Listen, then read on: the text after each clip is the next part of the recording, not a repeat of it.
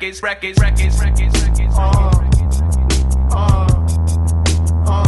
two, one, two,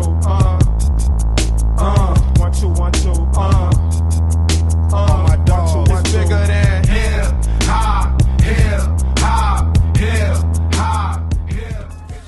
C'est clean, vous êtes bien avec Driver, le prince de Zamunda, Vince Chase, tout ce que vous voulez, hein, Juan Pablo Pino, mon nouveau AKA pour ceux qui savent qui c'est. Alors, là, le nouvel épisode de Hip Hop Story, c'est une spéciale pour mon gars, Oxmo Puccino, une spéciale pour le Black Mafioso. Voilà. Alors, Oxmo, comment je le rencontre? C'est simple. J'ai déjà raconté dans d'autres épisodes de Hip Hop Story que à l'époque il y avait vraiment dans le milieu des années 90, il y avait un studio à Paris, Stalingrad, le quartier, qui s'appelait Tikaret. En fait, Tikaret, c'était un magasin, le premier magasin dit hip-hop qu'il y a eu. Et dans la cave, il y avait donc un studio qui était géré par Moda, ex-membre de Ministère Amer, donc de Sarcelles comme moi, celui qui m'a amené dans ce studio, et Dan, donc qui avait le magasin où on vendait des habits ou des disques, voilà, tout ça, ça avait un rapport avec le hip-hop. Donc dans la cave, il y avait un studio avec énormément de rappeurs français qui passaient là-bas de tous les environs et tout. Et ben, du coup, là-bas, j'ai rencontré énormément de gens, dont Oxmo, qui s'appelait pas encore Oxmo à ce moment-là, d'ailleurs. Et je me rappelle qu'il était venu, et puis ça arrivait que au premier étage, donc dans le magasin, il y avait des platines, et ça arrivait que Dan mette un vinyle, et puis que ça rappe. Ici, il y avait des rappeurs, freestyle, tout ça. Et moi, je me rappelle de Oxmo, qui avait fait un morceau qui s'appelait Le Bonhomme de Neige. Et c'est un morceau qui parlait de la drogue. Donc, on voit direct le lien avec la neige et la cocaïne, la blanche. Et ce qui est fou, c'est que des années plus tard, je vois un rappeur d'Atlanta qui s'appelle Young Jeezy, qui arrive, qui se fait appeler The Snowman, c'est-à-dire le bonhomme de neige, mais lui, on parle aussi de cocaïne, tout ça, mais lui, c'était pour dire le dealer, tout ça, mais c'est marrant Oxmo, il est bien avant, une bonne dizaine d'années avant, si ce n'est plus, il avait déjà cette image-là. Et c'était déjà très fort, et surtout il avait une voix, une façon d'écrire où t'écoutais tout ce qu'il disait. Pour moi ça peut tout simplement mettre de l'émotion dans sa musique, c'est quelque chose qui est très très important. Et il avait déjà ça, moi quand je l'ai rencontré. Après on a été amené à se recroiser plus tard et tout plusieurs fois, et puis ensuite il est rentré dans cette grande écurie qui s'appelle Time Bomb, qui à l'époque n'était pas une grande écurie, on savait pas ce que ça allait devenir. C'était juste une association de rappeurs et tout. Il y avait les X-Men, Oxmo, Pete Bacardi et Lunatic aussi qui sont arrivés un petit peu après et tout ça. Et moi je me rappelle que quand il les a rejoints, il était totalement différent des autres. C'est pas que les autres se ressemblaient, mais il avait vraiment rien à voir avec les autres. Je me rappelle, c'était à l'époque des freestyles sur Génération 88.2, l'émission de Marc qui s'appelait Original Bomb Attack. On faisait des grandes sessions freestyle là-bas. Je me rappelle, c'était vraiment une époque où, contrairement à aujourd'hui, je ne veux pas cracher sur certaines personnes, mais contrairement à aujourd'hui, on privilégiait le rap aux interviews. Aujourd'hui, les gens préfèrent faire des interviews. Mais bon, à l'époque, ça veut dire il y avait 5 minutes d'interview, on te posait des questions pendant 5 minutes, t'avais envie que ça s'arrête parce que tu voulais rapper. Et il y avait des grandes sessions freestyle comme ça. Et je me rappelle avoir beaucoup croisé le mic avec Oxmo là-bas, à l'époque où il y avait Pete aussi qui était là, tout ça. On a je pense que j'ai même encore quelques freestyles à la maison, comme ça. Je les ressortirai, histoire d'eux.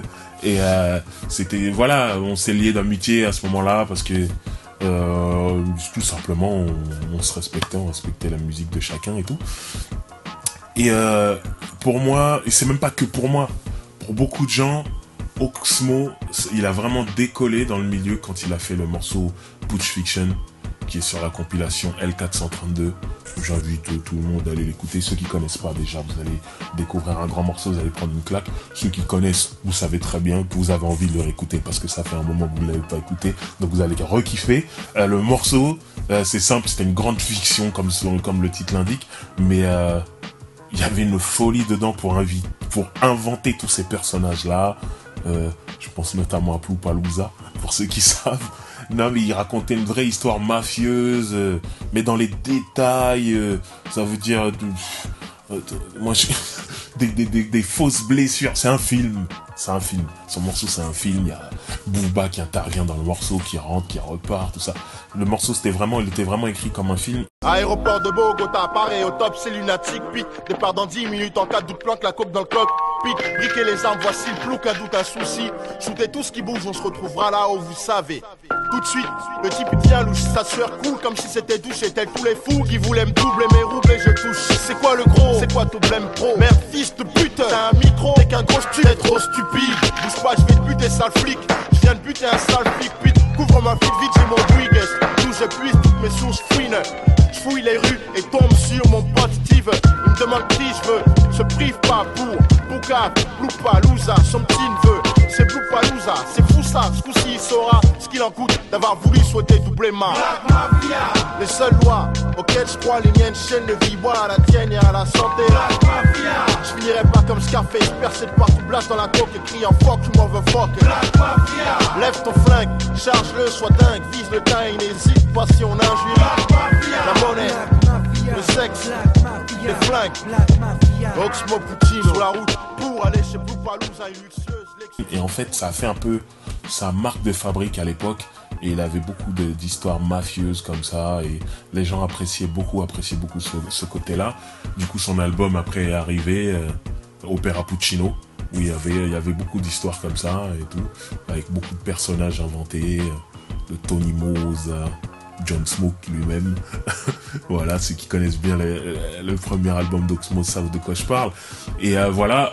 Tout le monde s'est dit, ok, Oxmo, c'est le mec qui nous raconte ses histoires mafieuses, et puis voilà. En France, on aime bien mettre un artiste dans une case, et puis voilà, tu dois tout le temps nous faire cette musique-là, et il y a un jour, le public se réveille et dit, ah, tu nous fais tout le temps la même chose, on en a marre. Bah, Oxmo, non.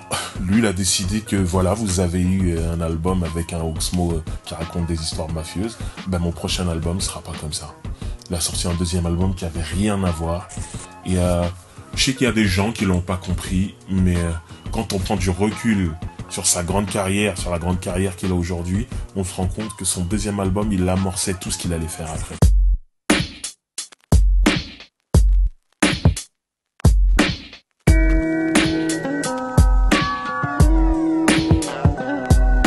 J'ai mal au mic, c'est la seule tristesse que je ressens. Tu m'as planté dans le dos, y'avait pas de sang. Car c'est du son qui coule dans mes veines en BPM. Musique des mamies lady, sans belle mélodie mec. Auditeurs et spectatrices, applaudissez ce charismatique pratiquant du rap magique. Je marche dans la ville, un Walkman et un pack de pile pour pas être en panne dans la cabane en 4. Kidnapping, assise dans la banane au chaos. Tu croyais que j'allais sortir du ring au premier chaos. Je reviens te tuer sapé en arbitre. Délivre un titre. Et aujourd'hui, je vois Oxmo qui est très très respecté dans le milieu. Tout le monde reconnaît sa plume, tout le monde reconnaît la créativité du mec. Et faut pas se mentir, c'est arrivé parce qu'à un moment, le mec voulait pas tout le temps faire la même chose. Tu vois, le virage qu'il prend sur le deuxième album, ça a été intelligent. Il a serré les dents pendant un moment parce que voilà, le milieu hip-hop est très très policier, j'ai envie de dire. Ouais, faut pas faire ci, faut pas faire ça, pourquoi t'as fait ça? Mais en vérité, il avait raison.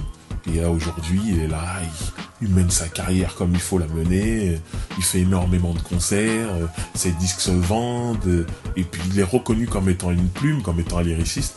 Et moi, en ce qui me concerne, je trouve que c'est un des mecs, et il y en a peu dans notre milieu, qui a très bien mené sa carrière. Et pour bien mener sa carrière, faut pas juste avoir du talent, faut être intelligent. Et c'est un mec qui a mis son intelligence au service de sa plume. Et l'inverse aussi. Donc c'est pour ça que pour moi c'est un mec qui sort gagnant de tout ça. Parce que quand je dis gagnant, c'est parce que le rap c'est une grande compétition, hein, on va pas se mentir. C'est pas qu'une camaraderie. Et Oxmo pour moi il fait partie des gagnants. Et c'est un mec qui a une très grande plume. C'est un mec qui a pas peur de prendre des risques. Je pense notamment à son album qu'il a fait avec des jazzmen, l'hip-hop head bar, tout ça. Fallait avoir envie, il fallait prendre le risque et tout. Il l'a fait, il l'a bien fait. Je crois que d'après ce que j'en sais, ça a été sa plus grosse tournée, je crois. Il a jamais fait autant de concerts. Donc ça a été super bien reçu, les gens ils ont aimé, tout ça. Et c'est parce que justement il a su être intelligent très tôt dans sa carrière.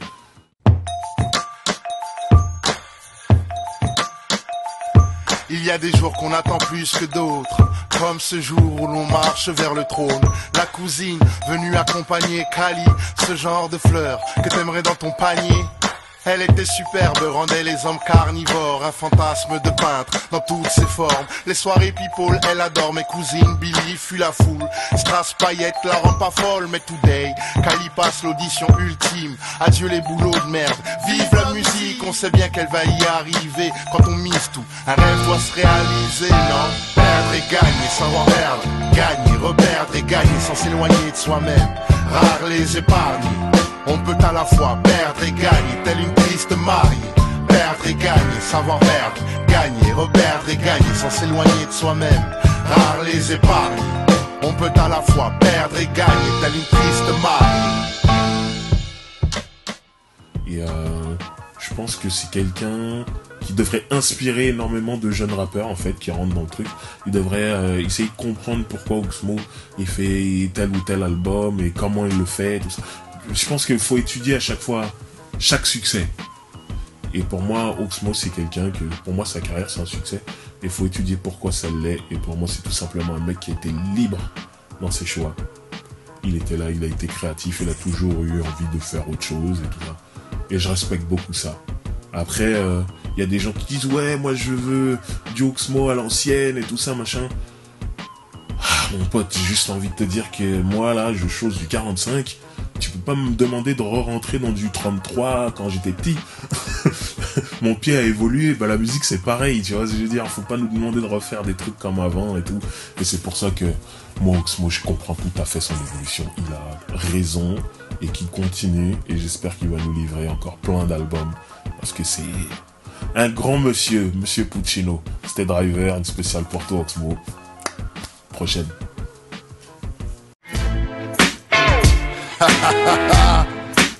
Viens faire la fête. Nous naissons tous fous avec une vie pour guérir. Tant qu'une belle vérité reste à conquérir. Trouver l'idée qui marche 200 ans. L'impression de le faire en plaisantant. Accueillis comme des clowns pas drôles. À la profonde parole des puits de pétrole. Avant que la fortune soit subite, tous les génies étaient stupides.